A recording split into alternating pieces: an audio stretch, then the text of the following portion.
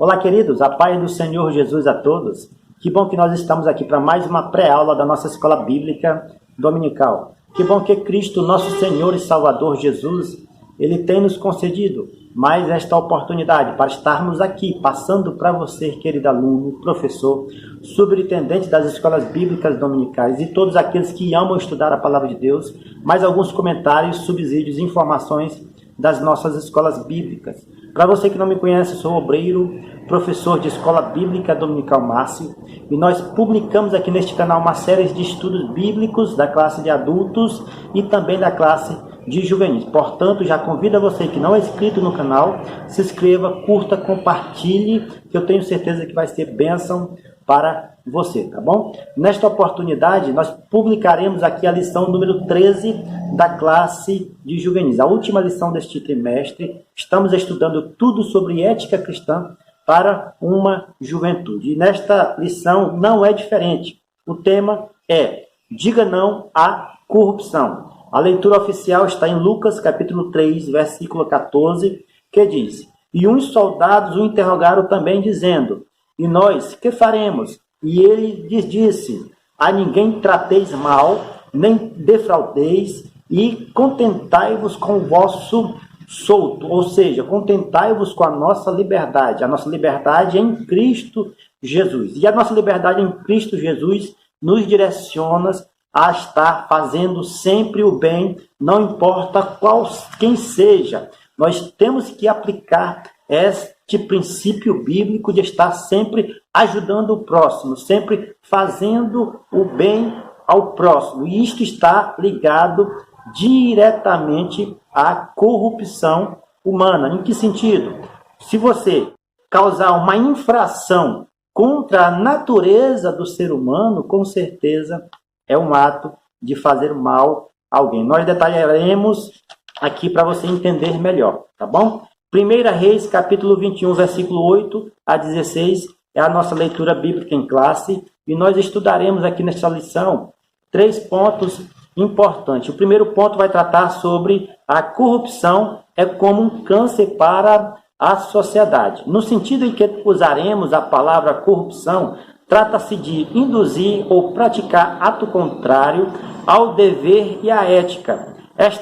Está também associada à palavra suborno, ato de dar dinheiro ou outros valores para conseguir coisa ilícita ou imoral. No Código Penal brasileiro, nós vemos aí 2 tipos de corrupção, que é a passiva, conforme o artigo 317, que é solicitar ou receber. Ou seja, todos aqueles que estão não somente dando dinheiro ilícito em troca de algum favor, em troca de alguma coisa, não está sozinho praticando a corrupção, mas aquele que recebe também. Nós vemos muitas vezes aí gente recebendo dinheiro, né, através dos noticiários, dos telejornais, né, no mundo do alto escalão, no mundo das classes sociais mais altas, né, governamentais, no Senado Federal, mas nós vemos também que aqui, de acordo com a nossa lição, o ato de receber também é uma forma de corromper, de estar praticando a corrupção, de estar alimentando este ato de corrupção, que é receber algo indevido, que se caracteriza como passivo. O artigo 333 fala sobre a caracterização da corrupção de forma ativa, que é oferecer ou prometer. Ou seja, você que promete, você que oferece, também está praticando a corrupção generalizada. E eu falei aqui no início que isto está inserido em nossa sociedade, não apenas no mundo do alto escalão, ou seja, no mundo das classes sociais que têm um poder aquisitivo mais alto, mas também no mundo das pessoas que estão inseridas na sociedade com poder aquisitivo mais baixo. De que maneira? Nós vimos aí exemplos clássicos e básicos, principalmente nas eleições, de pessoas que vendem o seu voto, pessoas que trocam o seu voto por um pequeno valor, fazem do seu voto uma obra de barganha, uma coisa que não tem muito valor, vendem por pequenos valores, né? Ou seja, pessoas que não dão o valor necessário para o seu voto, sabendo que o voto ele pode mudar o destino de uma nação, sabendo que o voto ele pode ter poder dentro de um contexto, né, de legislativo, ou seja, o nosso voto ele é intransferível, o nosso voto ele é muito importante e nele não pode ser vendido. Este é um caso, este é um exemplo de pessoas que vendem o seu voto, mais precisamente na classe, né, de pessoas que têm menos poder aquisitivo. E no poder legislativo, no poder executivo, pessoas que estão inseridas ali no contexto político, nós vemos também isso acontecer de várias e várias maneiras. Nós temos exemplos, como por exemplo aí a Lava Jato, né, que descobriu vários e vários processos, licitações, né, homens que estavam ali oferecendo recursos financeiros para que essas pessoas, essas empresas, podemos assim dizer, recebessem algum favor do governo ou vice-versa. Ou seja, as duas pessoas que praticam e a que recebe, elas estão atuando como um agente de corrupção. Em regra, a corrupção é motivada pelo amor ao dinheiro, 1 Timóteo 6,10, e o desejo desenfreado pelo poder. No desejo descontrolado de ficarem ricos, muitas pessoas desceram à perdição e à ruína. Ou seja, muitas pessoas com esse desejo incontrolável de ficar rico, de ter condições financeiras, de ter um poder aquisitivo mais alto, ele se envolve com mais facilidade à corrupção, recebendo aí subornos, recebendo aí gratificações, né, doações ilícitas, para que essas pessoas, né, porque essas pessoas são motivadas pelo ter e não pelo ser. Ter dinheiro não é problema, ter dinheiro, ser rico, não é problema mediante a palavra de Deus, mas o amor ao dinheiro, aquele que está movendo o seu coração a ter dinheiro.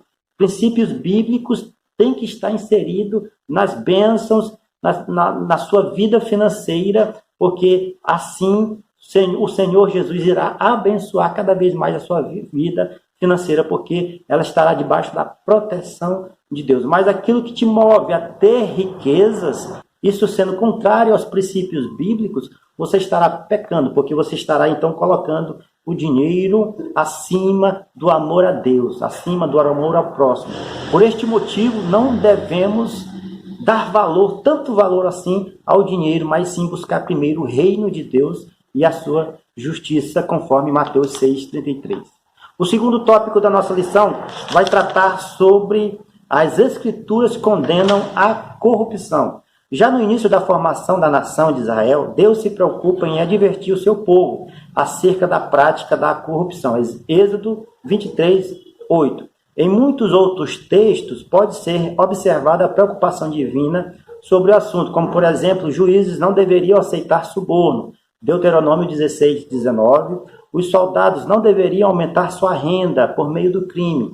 Lucas 3:14. E também os cobradores de impostos que trabalhavam para o governo não deveriam cobrar mais do que é o justo, conforme Lucas 3:12 e 13. Ou seja, as Escrituras Sagradas, tanto no Antigo Testamento como no Novo, está recheada de informações que é contra a corrupção, porque, de maneira geral, a corrupção está transferindo, está infringindo a moral do ser humano, está infringindo as leis humanas, está infringindo aquilo que a palavra de Deus nos ordena. Neste ponto, nós temos aqui o subtópico que vai trabalhar sobre Nabote foi morto por causa da corrupção. Aqui nós temos aqui um exemplo claro, né, na nossa leitura bíblica em classe, que o rei Acabe, ele se agrada, ele quer ter a vinha do seu vizinho Nabote. Nabote era um homem que recebeu por herança as terras de seus pais,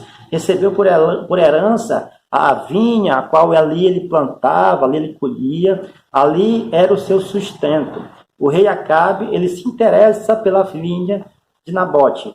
Após convidar Nabote a ir ao seu palácio, ele oferece então uma oferta de compra na vinha de Nabote. Nabote recusa vender. O rei Acabe fica triste ao ponto da rainha Jezabel, que é uma rainha muito mal, maligna, ela fraudula alguns documentos para que o rei, para que Nabote seja acusado de blasfêmia contra o Altíssimo. Ela também consegue aí 2 testemunhas falsas para que este mesmo homem possa ser então condenado, né, pela lei da época e ser morto. A história nos fala que Nabote foi morto e também os seus filhos.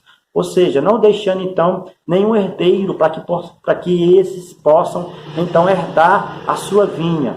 E segundo a lei da época, se não tivesse herdeiro, as terras iriam então para aquele que estava reinando, Acabe. Então Acabe então se torna proprietário dessa vinha por um ato de corrupção, por um ato de infração das características morais de um ser humano, por um ato de praticar aquilo que é errado perante os olhos do Senhor. O terceiro tópico vai tratar sobre seja um cidadão ficha limpa. A expressão ficha limpa surgiu em razão de um movimento popular que conseguiu 1,6 milhão de assinatura para apresentar uma proposta de lei que impedisse cidadãos envolvidos em corrupção, em outros problemas, de se candidatarem para a eleição. A iniciativa deu origem à Lei 135 de 2010, conhecida por Lei da Ficha Limpa, né? Ou seja, surgiu em 2010 essa lei, né? Candidatos, pessoas que quisessem se candidatar, eles não podiam ter envolvimento com nenhum tipo de corrupção, com nenhum tipo de desvio de verbas, com nenhum tipo de atos ilícitos. Hoje essa lei ela está vigente, né? E nós vemos aí candidatos, muitas das vezes aí nos noticiários, sendo excluídos da candidatura, da integração na candidatura por causa da lei da ficha limpa. Então nós temos que praticamente seguir este mesmo critério, porque como cristãos não é possível separar a vida secular da sagrada. Nós que somos convertidos em Jesus Cristo, meus queridos jovens, adolescentes, professores, nós não temos condições, né, de separar a vida secular com a vida cristã. Ou seja, aquilo que nós somos aqui, nós temos que apresentar aos povos ao nosso redor.